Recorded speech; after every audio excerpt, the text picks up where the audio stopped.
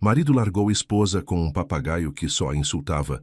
Anos depois, ele se arrependeu ao ver a fazenda orgânica que ela ergueu. A casa agarrava-se à encosta da serra como um animal cansado.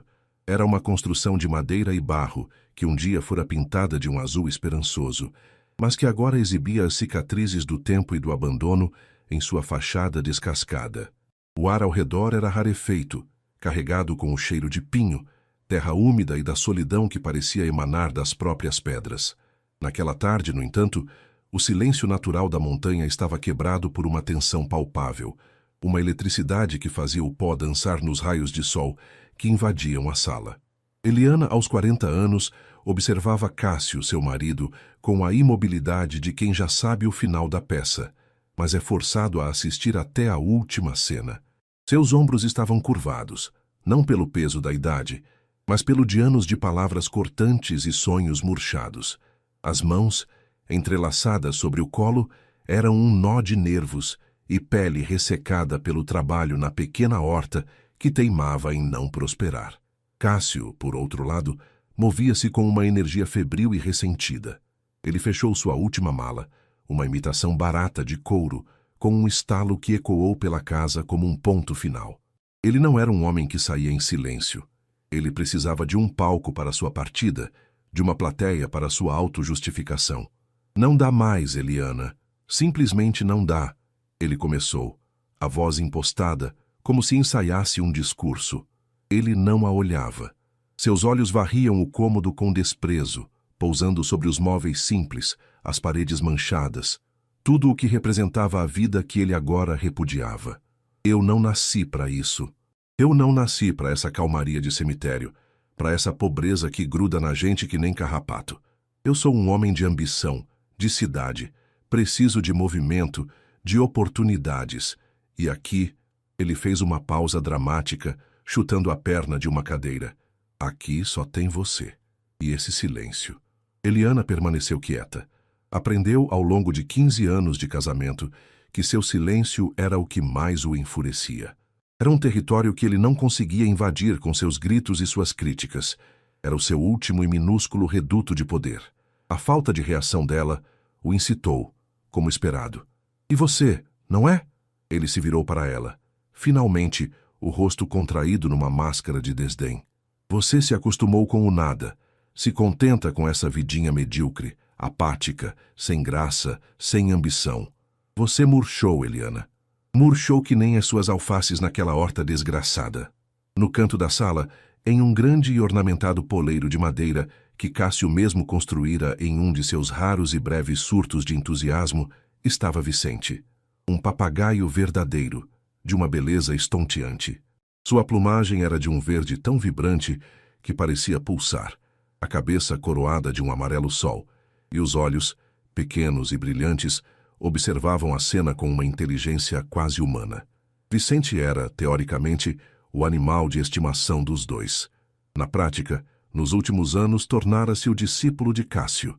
Cássio caminhou até ele, um sorriso cruel e triunfante se desenhando em seus lábios. Era a preparação para o seu grande finale. Sabe, pensando bem, ele disse, a voz agora melosa e falsa, eu não vou te deixar totalmente sozinha. Seria maldade demais. Vou deixar um amigo para te fazer companhia.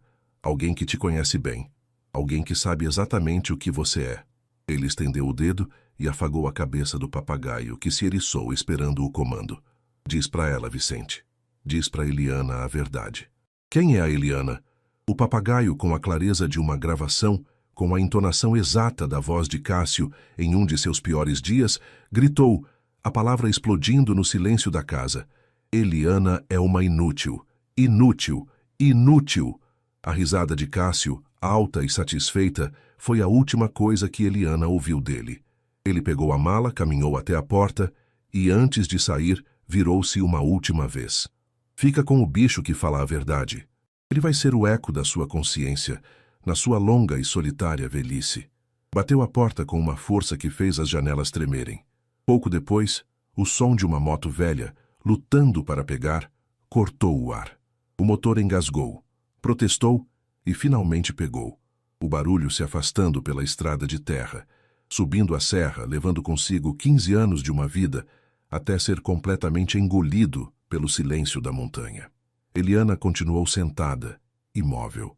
O silêncio que se instalou era profundo, pesado, um vácuo, mas não por muito tempo. Fracassada, fracassada. A voz de Vicente, estridente e solitária, era agora a única outra presença na casa. As lágrimas que Eliana segurara com uma força sobre-humana começaram a descer, grossas, quentes, silenciosas. Não eram lágrimas de tristeza pela partida de Cássio. Eram lágrimas de dor pela confirmação de seu próprio fracasso, uma sentença proferida pela ave que um dia ela ensinara a dizer bom dia. Os dias que se seguiram foram um mergulho lento e torturante em um poço de desespero. A casa, antes um lugar de tensão, tornou-se uma câmara de tortura psicológica.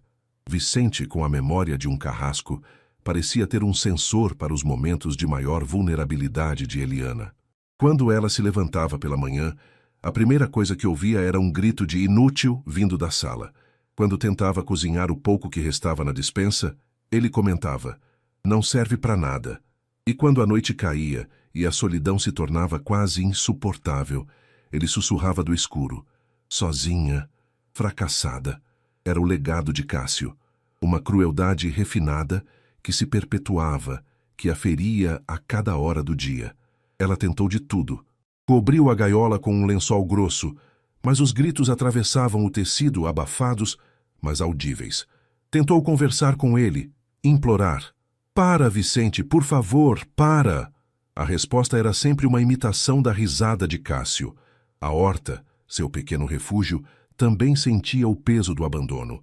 Sem a força de vontade para lutar contra a seca e as pragas, as plantas começaram a murchar. As folhas de couve amarelaram, os tomates apodreceram no pé. A terra parecia estar morrendo junto com o espírito dela. Numa manhã, após uma noite particularmente infernal de insultos, Eliana tomou uma decisão drástica. Chega! Ela não aguentava mais. Abriu a porta da gaiola do papagaio e escancarou a porta da frente e todas as janelas da casa. Vai embora! Ela gritou, a voz rouca pelo choro e pelo desuso. Some daqui! Vá procurar o seu dono. Me deixa em paz. Vicente saiu da gaiola, o coração de Eliana batendo forte. Ele voou pela sala, deu um rasante sobre a cabeça dela e pousou no batente da janela. Olhou para a imensidão verde da serra, para a liberdade que se estendia à sua frente.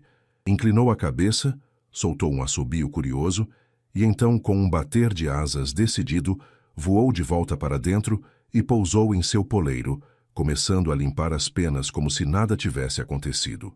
A constatação foi devastadora. Ele não iria embora. Ele era um animal domesticado que não conhecia outra vida, outro lar. Estava tão preso àquela casa, àquela rotina de dor, quanto ela. Eram dois prisioneiros, acorrentados um ao outro pelo fantasma de Cássio. Aquele foi o fundo do poço. Eliana caiu no chão da sala, o corpo sacudido por soluços, o desespero completo tomando conta de si. Foi então que, em meio à tempestade de sua própria dor, algo aconteceu. Vicente, talvez assustado com a intensidade de seu choro, parou de gritar. Ele desceu do poleiro e caminhou desajeitadamente até ela. Aproximou-se e, com uma delicadeza que ela jamais vira nele, tocou seu cabelo com o bico, soltando um som baixo, um murmúrio que não era nem insulto nem canção. Era apenas um som. Eliana parou de chorar, surpresa. Olhou para a ave, para aqueles olhos pequenos e brilhantes que a encaravam sem maldade, e pela primeira vez não viu o eco de Cássio. Viu apenas um bicho confuso, que também fora vítima, treinado para a crueldade, mas que talvez, só talvez, ainda guardasse em si a capacidade para outra coisa. Uma fratura se abriu em sua muralha de desespero, e por essa fratura entrou um raio de luz, uma ideia insana, mas poderosa. Ela não precisava fugir do eco. Ela podia transformá-lo. Com o rosto ainda molhado pelas lágrimas, ela se levantou. Foi até o poleiro e Vicente subiu em seu braço, hesitante. Ela o encarou, olho no olho. Você vai aprender uma nova canção, meu amigo. Ela sussurrou. E eu também. Naquela tarde, Eliana não foi para a horta.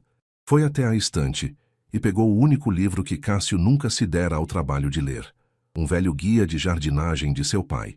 Sentou-se na varanda, com Vicente em seu ombro, e começou a ler. E enquanto lia sobre adubo, sobre sol e sobre sementes, ela começou a cantarolar. Uma canção de ninar que sua mãe cantava para ela, uma melodia simples e doce. Vicente gritou, "Calada!", uma última vez por força do hábito. Mas a voz dele foi fraca, e logo se calou, parecendo prestar atenção na nova música que preenchia o ar. No dia seguinte, Eliana não foi para a vila trocar suas últimas posses por comida. Ela foi para a mata, como não fazia há anos, e começou a juntar folhas secas e esterco de gado que encontrou em uma pastagem vizinha, restos de capim. Lembrou-se dos ensinamentos de seu Inácio, um agricultor que morava mais abaixo na serra, e que um dia lhe dissera: "A terra é como a gente, menina. Se a gente só tira e não devolve, uma hora ela cansa." Ela começou a construir sua primeira pilha de compostagem.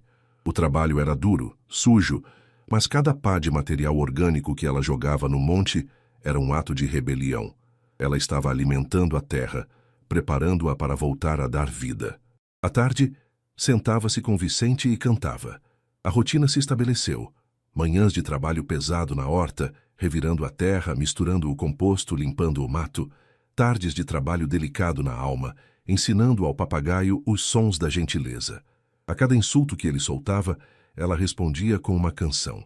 A cada palavra de ódio, ela oferecia uma fruta fresca. Uma semana se passou, depois 2.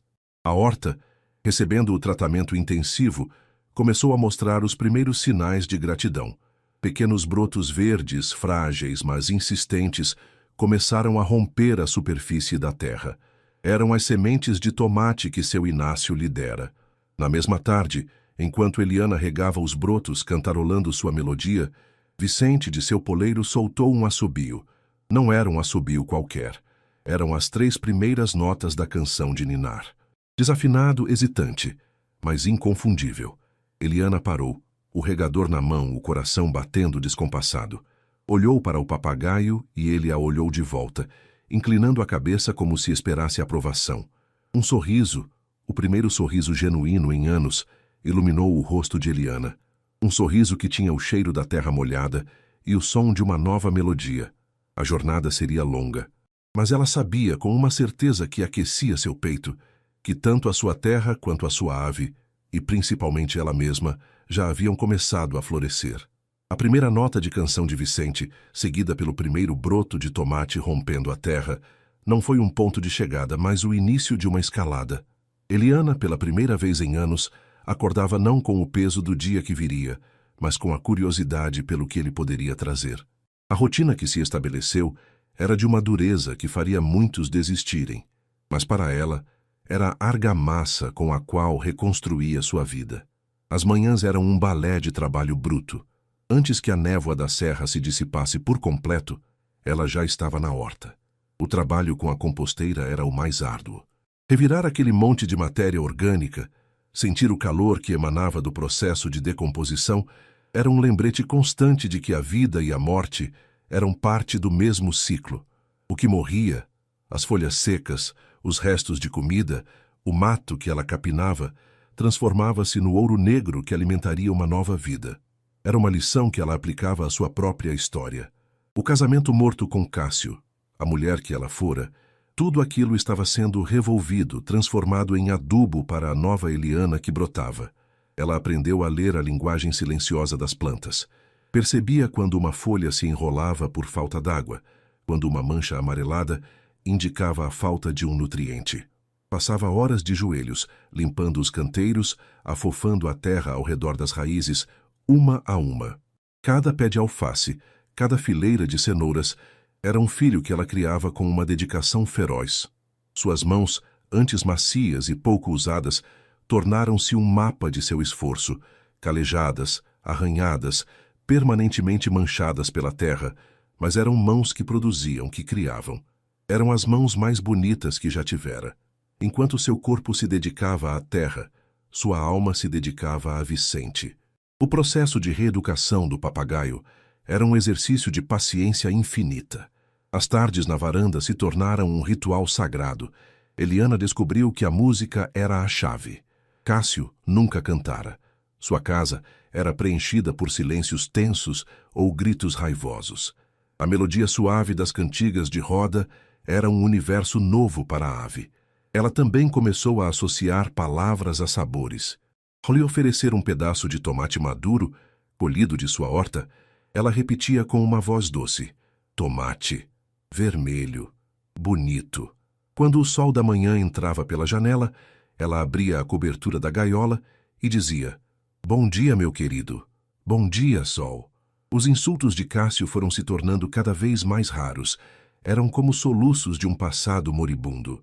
Às vezes, no meio de uma canção, ele soltava um fracassada, rouco, como se um velho fantasma o assombrasse. Mas agora, em vez de se encolher, Eliana apenas parava de cantar, olhava para ele com firmeza e dizia: não, essa palavra não mora mais aqui. E recomeçava a melodia. A grande vitória veio numa manhã chuvosa. Eliana estava dentro de casa, limpando as folhas de uma alface magnífica, a maior que já colhera. Ela estava feliz. Cantarolava baixinho. Vicente, do seu poleiro, a observava em silêncio.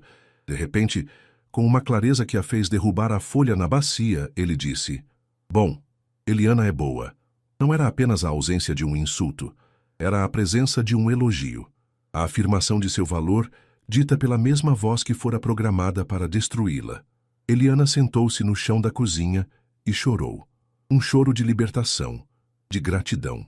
Abraçou o papagaio, que pela primeira vez não recuou, mas se aninhou em seu ombro, mordiscando suavemente sua orelha. Naquele instante, ela soube que ambos estavam no caminho da cura. Com a horta produzindo em abundância, um novo problema, desta vez um problema feliz, surgiu: o excesso. As cestas na cozinha transbordavam. Os tomates, as abobrinhas, as couves, os maços de cheiro verde eram muito mais do que ela conseguia consumir. O fantasma do desperdício começou a assombrá-la, pois seu Inácio, quem mais uma vez lhe apontou o caminho. Ao visitar Eliana e ver a fartura, ele balançou a cabeça com admiração. Minha filha, a terra lhe deu um presente.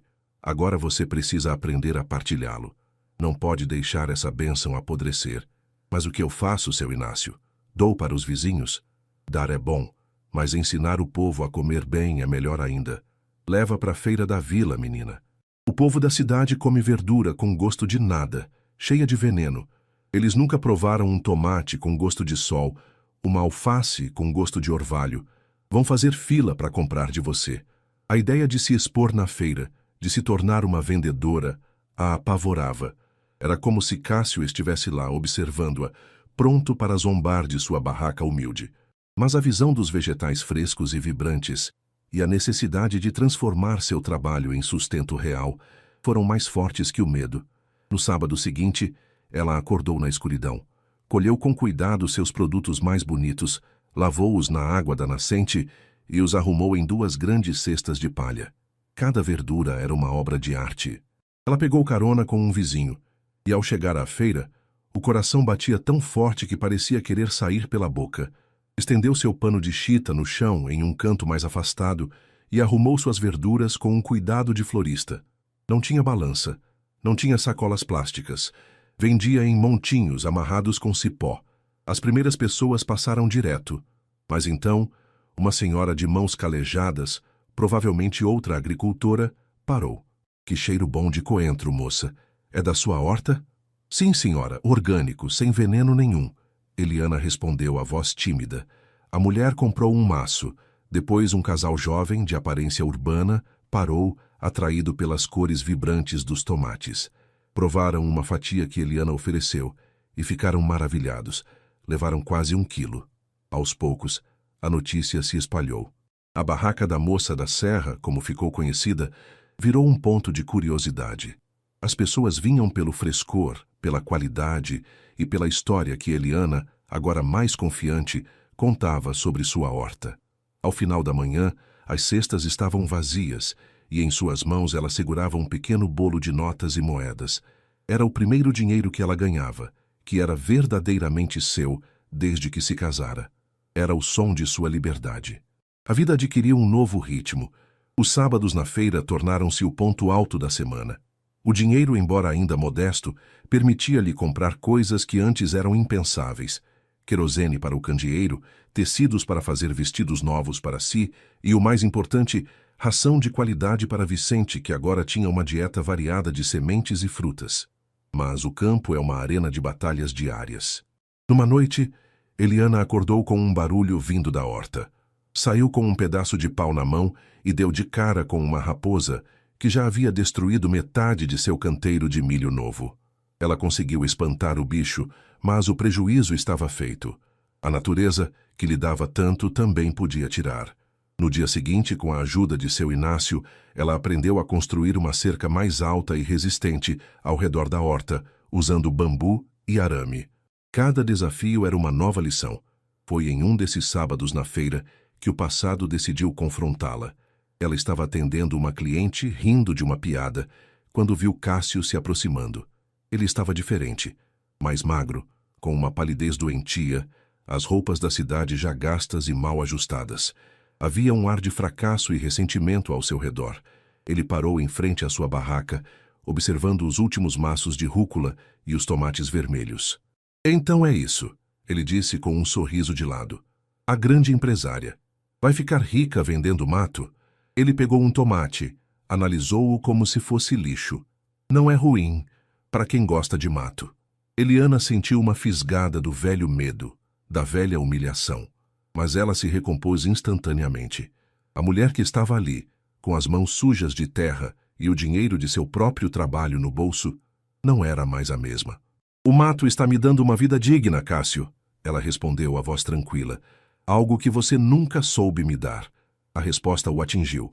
Naquela tarde, ele apareceu em seu sítio. Entrou sem pedir licença, enquanto Eliana estava na varanda, dando um pedaço de mamão para Vicente. O papagaio, ao ver Cássio, se eriçou e se escondeu atrás de Eliana. Vim buscar minha rede de descanso, ele disse, sem rodeios. Esqueci aqui. Enquanto ele a retirava dos ganchos, ouviu a voz de Vicente. O papagaio, do ombro de Eliana, olhou para Cássio e disse, com uma clareza cristalina: Eliana, querida. Cássio congelou. Virou-se lentamente, o rosto uma máscara de incredulidade e fúria. O quê? O que você fez com ele?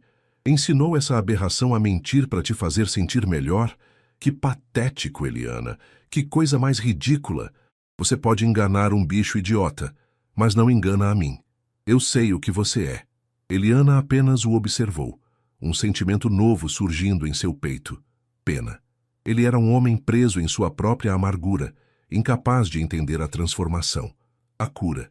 Ele só conseguia ver o mundo através de suas próprias lentes de desprezo. Vá embora, Cássio, ela disse, a voz desprovida de qualquer emoção. Pegue sua rede e vá descansar em outra varanda. Ele saiu, batendo o pé, tropeçando em sua própria raiva. A visita dele, que deveria tê-la abalado, teve o efeito oposto. Serviu como um espelho que lhe mostrou não o que ela era, mas o quão longe ela havia chegado. Naquela noite ela não pensou mais nele. Pegou o dinheiro que ganhara na feira e, em vez de guardá-lo na lata, separou uma parte. No dia seguinte, procuraria o dono do terreno abandonado ao lado do seu. A demanda por seus produtos crescia a cada semana, e sua pequena horta já não era suficiente. Ela ficou na divisa de sua propriedade, olhando para o campo coberto de mato e possibilidades. O sol se punha atrás da serra, pintando o céu de cores vibrantes. Vicente pousou em seu ombro, mordiscando carinhosamente o lóbulo de sua orelha. Eliana sorriu. A gente vai precisar de mais espaço, meu amigo. Ela sussurrou, o olhar fixo no horizonte. Muito mais espaço. A visita de Cássio foi como uma chuva de granizo sobre a horta de Eliana, barulhenta, destrutiva em sua intenção, mas ao passar, deixou para trás uma clareza inesperada e um solo umedecido pela certeza. A pena que sentira por ele se evaporou rapidamente, substituída por uma fria e cristalina compreensão. Ele era um homem que se alimentava da fraqueza dos outros. Portanto, a única maneira de se proteger dele para sempre não era construir muros, mas cultivar um jardim tão vasto e forte que sua sombra de amargura jamais pudesse alcançá-la novamente. A horta no quintal já não era suficiente. Ela precisava de um horizonte. O terreno abandonado ao lado, aquele hectare de mato e possibilidades, tornou-se o centro de seus pensamentos. A lata de metal onde guardava o dinheiro da feira, antes um símbolo de sobrevivência, agora era a arca de seu tesouro de guerra. Cada moeda era um soldado, cada nota, um batalhão. Ela sabia que precisava daquela terra, mas o caminho para adquiri-la era íngreme e cheio de espinhos burocráticos. Com a ajuda do filho de seu Inácio, que tinha um conhecido que trabalhava no cartório da cidade, Eliana conseguiu o nome e o contato do proprietário, um doutor Arnaldo, advogado na capital, que herdara aquela e outras terras e mal se lembrava de sua existência. A ideia de ligar para um doutor da capital a intimidava. O que ela, uma mulher da roça, com as mãos manchadas de terra, diria a um homem de palavras difíceis e vida apressada? Foram Vicente e seu Inácio que, de formas distintas, lhe deram a coragem final. Numa tarde, enquanto ensaiava o que diria ao telefone, a voz travada pela ansiedade, Vicente, de seu poleiro, soltou uma de suas novas frases, aprendida ao ouvi-la encorajar uma muda de pimentão que teimava em não vingar. Força, bonita, força! Eliana olhou para o papagaio e riu. Se até sua ave acreditava nela, quem era ela para duvidar? No dia seguinte, procurou seu Inácio. Estou com medo, seu Inácio. E se ele rir de mim, da minha proposta? O velho agricultor parou de afiar sua enxada e a olhou com seus olhos sábios. Minha filha, o não o senhor da cidade já tem. O que você vai buscar é o sim.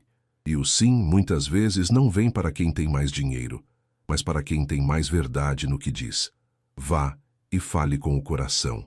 Mostre a ele a vida que você já fez brotar do pó. Homem nenhum, por mais doutor que seja, é imune à força de uma semente que quer germinar. Com o coração fortalecido, Eliana fez a ligação. Do outro lado da linha, a voz do Dr. Arnaldo era exatamente como ela imaginara, apressada, um pouco impaciente. Com a voz trêmula no início, mas que foi ganhando firmeza à medida que falava, Eliana fez sua proposta. Descreveu sua pequena horta orgânica, o sucesso na feira, e seu sonho de expandir, de tornar produtiva uma terra que para ele era apenas um número em um papel. Ofereceu sua entrada, todo o dinheiro que juntara e um plano detalhado de pagamento para o restante. Houve um longo silêncio do outro lado. Eliana prendeu a respiração. Finalmente o doutor falou, o tom de voz diferente, com uma nota de curiosidade. Minha senhora... Seu nome é Eliana, certo? Eu raramente ouço uma proposta com tanta paixão. Eu detesto essa propriedade. Só me paga imposto. Sua oferta é abaixo do mercado, mas sua história é valiosa. Quer saber? A terra é sua. Manda os papéis para o seu cartório. Faça bom proveito e não me decepcione. Eliana desligou o telefone em estado de choque. As lágrimas vieram, mas eram lágrimas de uma vitória tão imensa que ela mal conseguia contê-las. Correu para a horta, ajoelhou-se e pegou um punhado daquela terra escura e fértil. Era sua. Oficialmente, legalmente, sua. A conquista da terra foi celebrada com o que Eliana sabia fazer de melhor: trabalho. A limpeza do novo hectare foi uma empreitada épica. O mato era alto e denso, o solo pedregoso em algumas partes. Mas ela não estava mais sozinha. Ao saber da notícia, a comunidade, que já a via com admiração, se mobilizou. Seu Inácio, embora sem força para o trabalho pesado, organizou um mutirão. Em um fim de semana, mais de 10 vizinhos, incluindo os rapazes Zeca e Lino, apareceram com facões, enxadas e a vontade de ajudar. A cena era de uma beleza comovente. Homens e mulheres trabalhando juntos, o som das lâminas cortando o mato, as risadas, as canções improvisadas. Ao meio-dia, Eliana preparou um grande almoço para todos, usando os produtos de sua horta. Era uma festa de celebração da terra e da solidariedade. Ao final do domingo, o terreno estava limpo, a terra escura e virgem exposta ao sol, pronta para receber novas sementes. Eliana, agora uma patroa de fato, contratou Zeca e Lino para trabalharem com ela em tempo integral. O salário era modesto, mas justo, e a oportunidade de um trabalho fixo era uma bênção para os dois jovens. Sob a orientação de seu Inácio, que se tornara uma espécie de consultor técnico voluntário, eles começaram a preparar os novos canteiros. A composteira foi ampliada, e eles passaram semanas revolvendo a terra, adubando, criando os sulcos para o plantio. A primeira semeadura em larga escala foi um evento solene. Eliana, com um saco de sementes amarrado à cintura, caminhava pelas fileiras deixando cair as pequenas promessas de vida na terra preparada. Ela diversificou, plantando não apenas os tomates e alfaces que já eram seu carro-chefe, mas também cenouras, beterrabas, pimentões, abobrinhas e uma vasta gama de ervas aromáticas. Mas a agricultura em maior escala trouxe desafios em uma nova proporção. Uma praga de lagartas, mais agressiva do que qualquer outra que ela já vira, atacou sua plantação de couve, ameaçando destruir tudo em questão de dias. As caudas naturais que ela usava na pequena horta não pareciam ser suficientes. O pânico começou a se instalar. Perder aquela safra significaria não ter como pagar a primeira parcela da terra. Foi Vicente quem, de forma inesperada, lhe deu uma pista. O papagaio, que agora passava a maior parte do dia solto, começou a imitar o som de um pássaro específico, um canto agudo e rápido que Eliana não reconhecia. Intrigada, ela seguiu o som e viu um bando de pequenos pássaros de peito amarelo, os bem-te-vis, devorando as lagartas em um canteiro mais afastado. Ela correu até seu Inácio. Os bem-te-vis. Eles comem as lagartas. O velho sorriu. Claro que comem. É o equilíbrio da natureza, minha filha. Você precisa atrair mais deles. Seguindo seu conselho, Eliana e seus ajudantes construíram pequenas fontes de água e espalharam sementes de girassol pelas bordas da plantação. Em poucos dias, a população de pássaros na fazenda aumentou e eles se tornaram seus pequenos e eficientes guardiões, controlando a praga de forma natural. A lição foi aprendida. Para cada problema, a natureza já oferecia uma solução. Era preciso apenas saber observar e escutar. A colheita foi uma explosão de vida e cor. A abundância era tanta que sua barraca na feira já não dava conta. As cestas transbordavam. Era hora de bater em portas maiores. Com uma nova dose de coragem, Eliana encheu a carroceria de sua recém-adquirida caminhonete Pampa usada, seu maior investimento até então, com caixas de seus melhores produtos, e dirigiu até a cidade. Seu alvo era o Mercado Central, o principal supermercado da região, cujo dono, seu Cláudio, era conhecido por ser um homem de negócios astuto e exigente. Ela esperou por quase 1 hora para ser recebida. Quando finalmente entrou no escritório de seu Cláudio, um homem de camisa engomada e olhar cético, sentiu um calafrio de nervosismo. Mas ao começar a falar, ao descrever seu processo de cultivo orgânico, a paixão em sua voz era tão palpável quanto a qualidade dos produtos que ela trazia na cesta de amostras. Minha senhora, disse seu Cláudio, após provar um tomate cereja que estalou em sua boca, liberando uma explosão de sabor adocicado. Eu já ouvi falar dos seus produtos na feira. Dizem que são os melhores. Ele a encarou. Eu não costumo comprar de produtores pequenos. Gosto de volume, de consistência. A senhora tem condições de me entregar 50 caixas de hortaliças variadas toda semana? Sem falta? Com essa mesma qualidade? Era um salto gigantesco. 50 caixas. A responsabilidade a assustou, mas a oportunidade era única. Eu garanto, seu Cláudio, o senhor não vai se arrepender. O contrato com o Mercado Central mudou o patamar da horta orgânica da Eliana. A produção se tornou uma operação logística. Eliana contratou mais 2 mulheres da vila, a Fátima e a Lourdes, para cuidarem da colheita, da lavagem e da embalagem. Ela comprou caixas padronizadas com seu logotipo, a silhueta da serra desenhada por Clara, a filha de uma de suas funcionárias. A fazenda agora pulsava com uma atividade constante e organizada. Vicente era a alegria daquele lugar. Pousado em seu lugar de honra na varanda da casa, ele recepcionava os caminhões de entrega com um sonoro "Chegou o queijo", uma frase que ele aprendera a associar à chegada de qualquer veículo para a diversão de todos. Sua história era contada com carinho aos novos clientes e funcionários, um testemunho vivo de que até as vozes mais tortas podiam aprender a cantar. Numa tarde, enquanto fechava as contas da semana em seu pequeno escritório, Eliana olhou pela janela. Viu seus funcionários trabalhando nos campos verdejantes, o som de suas conversas e risadas chegando até ela como uma brisa suave. Viu sua caminhonete sendo carregada para mais uma entrega. Sentiu o cheiro da terra, da chuva que se anunciava, do bolo de fubá que uma de suas funcionárias assava na cozinha da casa grande. Uma sensação de paz e de realização a preencheu por completo. Lembrou-se do desprezo de Cássio. Vai ficar rica vendendo mato? Um sorriso tranquilo se formou em seus lábios. Ela não sabia se estava rica em dinheiro, mas era imensuravelmente rica em propósito, em comunidade, em vida. Ela havia pego uma terra cansada, uma ave ferida e uma alma em frangalhos, e com paciência e trabalho, havia ensinado a todos eles o milagre de florescer. O império de Eliana estava solidamente plantado, e suas raízes agora eram profundas demais para serem abaladas por qualquer tempestade. O tempo, para quem trabalha a terra, não é um ladrão, mas um escultor. Ele esculpiu a paisagem do sítio de Eliana, transformando os campos antes cobertos de mato em fileiras ordenadas de um verde vibrante. Esculpiu a face de Eliana, suavizando as marcas da dor e vincando em seu lugar os sulcos de quem sorri com frequência. E esculpiu um futuro que, anos antes, seria impensável.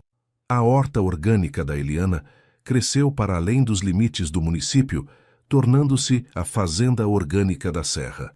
O nome agora era sinônimo de qualidade e de uma história que as pessoas gostavam de contar. Os furgões brancos com o logotipo da Serra, que Clara, a talentosa filha de uma de suas funcionárias, redesenhara, eram vistos fazendo entregas nos melhores restaurantes e redes de supermercados da capital. Eliana se tornara uma das maiores produtoras de orgânicos do estado, um caso de sucesso estudado em faculdades de agronomia. As instalações eram a prova viva desse progresso. A antiga casa fora cuidadosamente reformada, mantendo seu charme rústico, mas com o conforto de uma vida próspera. Ao lado, um escritório moderno fora construído, de onde Eliana e uma pequena equipe administravam a logística complexa de sua operação.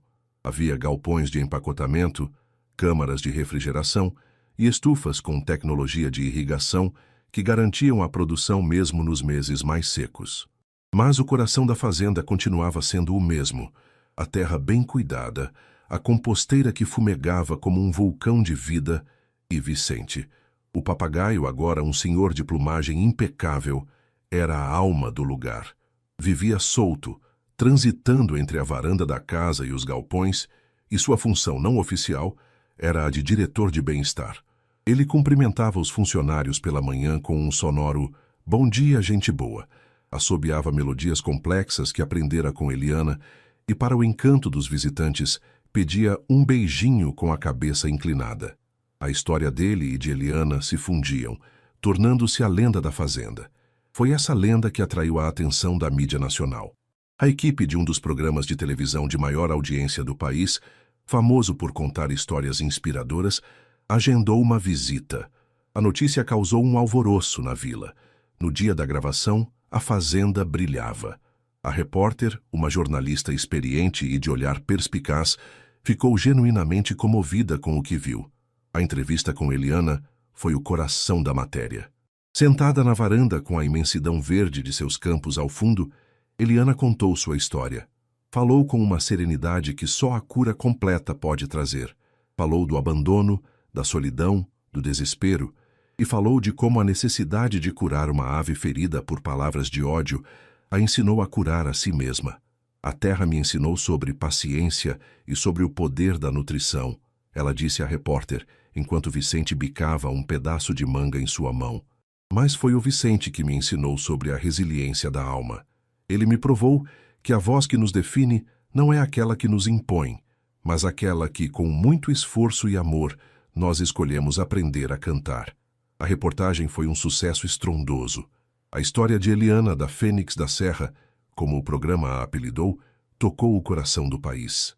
Numa cozinha escura e engordurada de um restaurante barato, em uma cidade portuária a mais de 1000 quilômetros dali, a pequena televisão pendurada na parede exibia a matéria. Cássio, com as mãos mergulhadas em uma pia de água suja, ouviu a voz de Eliana e congelou.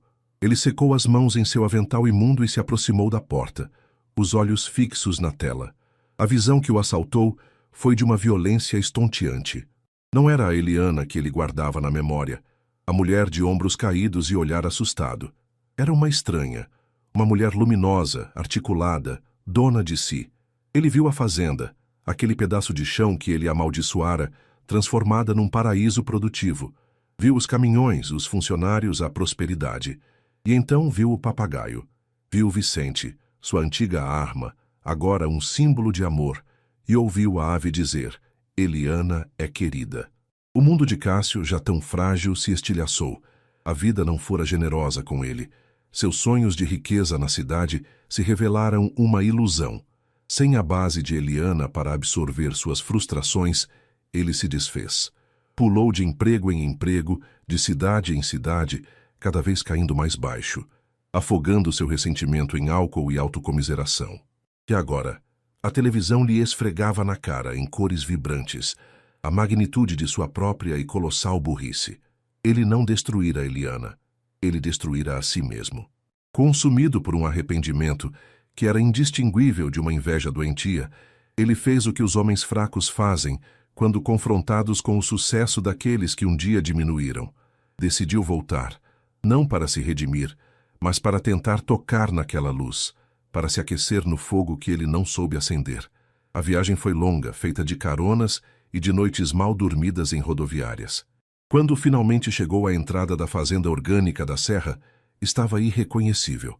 Um homem magro, de barba mal feita, roupas que um dia foram boas, mas que agora estavam gastas e sujas. Ele era um fantasma voltando para assombrar uma casa que já não lhe pertencia. Ele a encontrou perto de uma grande estufa de morangos. Eliana supervisionava a colheita, mostrando a duas jovens aprendizes o ponto exato de maturação da fruta. Ela ria, o som claro e feliz ecoando pelo ar fresco da manhã. Eliana! A voz dele saiu como um arranhão.